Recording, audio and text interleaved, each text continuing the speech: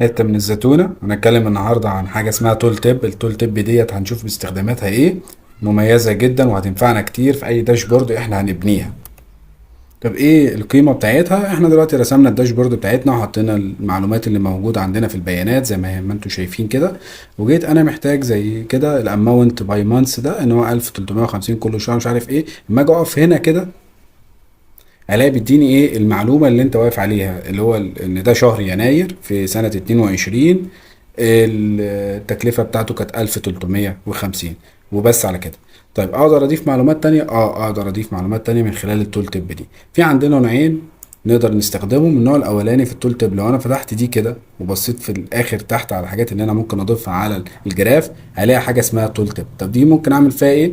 ممكن اضيف معلومه تانية على المعلومه اللي موجوده. احنا دلوقتي شفنا ان شهر يناير 1350 دي التكلفه. ممكن اضيف الكميه او الكوانتيتي اللي موجوده معانا. تعال نشوف ازاي. نخش على الداتا بتاعتنا، هنشوف الداتا اصلا عامله ازاي. هتلاقي فيه كوانتيتي وفي الاماونت اللي معانا. هنسحب الكوانتيتي اللي موجوده ونحطها في التول تيب. مجرد ما احنا حطيناها في التول تيب من هنا كده، هتلاقي اما اجي اقف هنا بقى على يناير هتلاقي ظهر معايا ايه؟ ان شهر يناير كده معلومه زادت. يعني بدل يناير 22350 بقى في حاجه اسمها sum of quantity، اللي هي الكميات اللي موجوده في شهر يناير 50.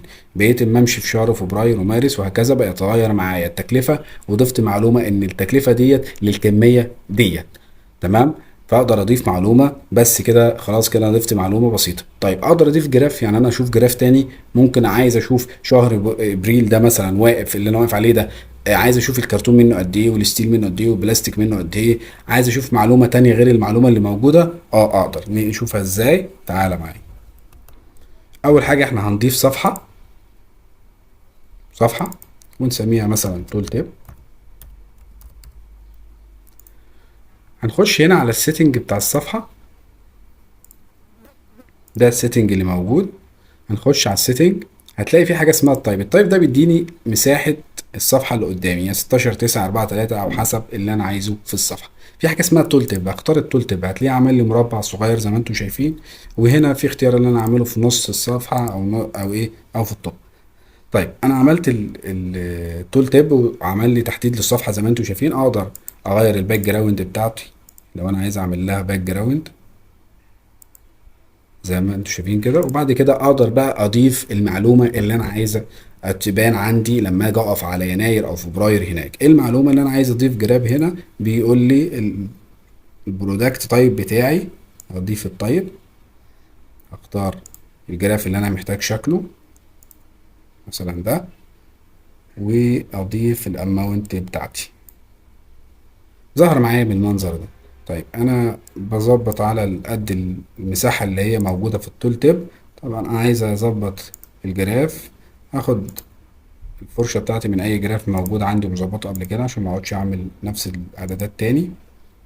خلاص كده ظبط وبقى يظهر معانا الكرتون بالمبلغ دوت والستيل وهكذا. طيب نرجع بقى للجراف اللي احنا عايزين نضيف عليه المعلومه. اللي انا موقف على شهر من دول يظهر لي الجراف اللي احنا عملناه سوا ده. هنقف على الجراف دوت، وبعد كده هنخش على التولز اللي موجوده والفورمات.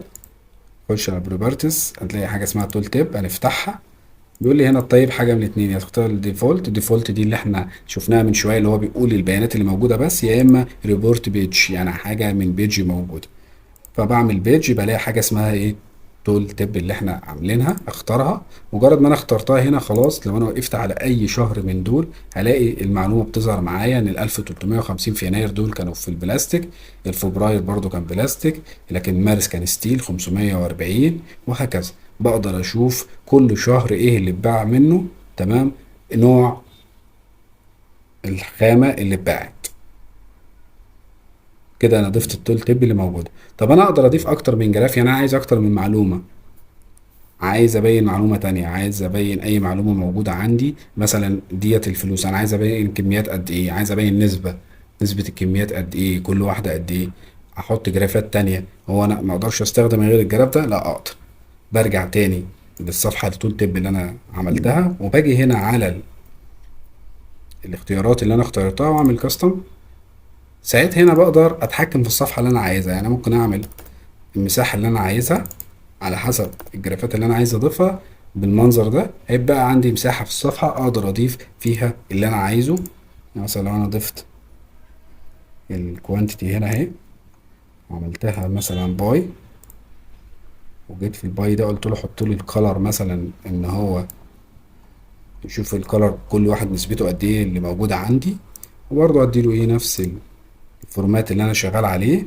فاصبح بقى عندي جراف هنا اهوت اقدر احطه في اي مكان تاني، ان النسبة بتاعته في الجري مثلا 440 والنسبة بتاعته 43 وهكذا. لو انا رجعت تاني على نفس الجراف اللي انا واقف عليه ووقفت، هتلاقي ظهر معايا الجرافين اللي موجودين بالنسبة اللي موجودة على حسب اللون للخامة اللي اتباعت او كل شهر عامل ازاي. اقدر اضيف جرافات تانية، اقدر اضيف جرافات تانية، واقدر اعمل صفحة اكبر من ديت تبين كل المعلومة. الغرض من التول تيب جميل جدا، ان انت تقدر توصل ديتيلز للمعلومة اللي انت بتتكلم عليها اكتر ما هي ظاهرة على الجراف بس كده مجرد انها بيان شهري. لا، انا اقدر ارفع البيان الشهري ده اشوف بيانات تانية تفصيلية اكتر للرقم اللي موجود. مميزاتها جميلة جدا، وتوفر عليا وقت ان انا اقعد اعمل اكتر من داشبورد عشان اظهر البيانات اللي عندي. استنونا في حلقات جاية تانية كتير عشان في معلومات أكتر.